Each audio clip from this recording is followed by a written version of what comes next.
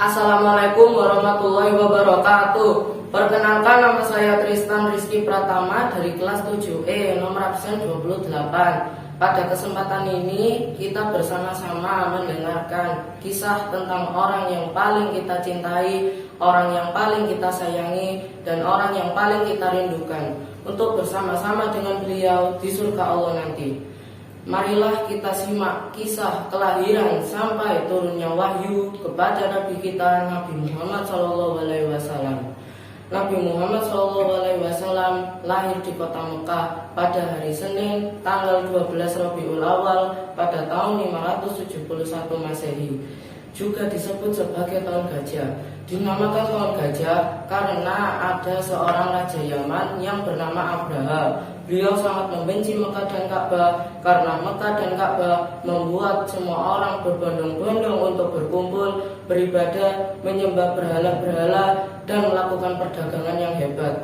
Hal tersebut membuat Raja Abraham menjadi iri, sehingga Raja Abraham memanggil pasukan-pasukan bergajahnya untuk merusak Ka'bah supaya tidak ada lagi orang yang datang ke sana. Akhirnya Allah Subhanahu wa Ta'ala menghentikan aksi mereka dengan segala kebesarannya, seperti yang dijelaskan di dalam surat Al-Fil. A'udzubillahi minasyaitonirrajim. Bismillahirrahmanirrahim. Alam tara kaifa fa'ala rabbuka bi ashabil fil. Alam yaj'al kaidahum fi tadlil wa arsala alaihim tayran ababil tarmihim bi jaratin min sijil faja'alahum ka'asfin ma'kul. Shadaqallahul adzim. Pada saat itulah datanglah burung-burung yang membawa batu berisi api untuk menghancurkan tentara-tentara bergajahnya, sehingga mereka mati di tempat tersebut. Pada saat itulah juga kelahiran Nabi Muhammad SAW dari ibu yang bernama Siti Aminah dan ayah yang bernama Abdullah. Kelahirannya pun membawa keajaiban yang sangat luar biasa. Nabi Muhammad SAW lahir dalam keadaan yatim, karena sejak di dalam kandungan ayahnya meninggal dunia. Di masa kecil inilah Nabi Muhammad SAW didatangi malaikat Jibril untuk dibelah dadanya dan dicuci jantungnya untuk disucikan diri.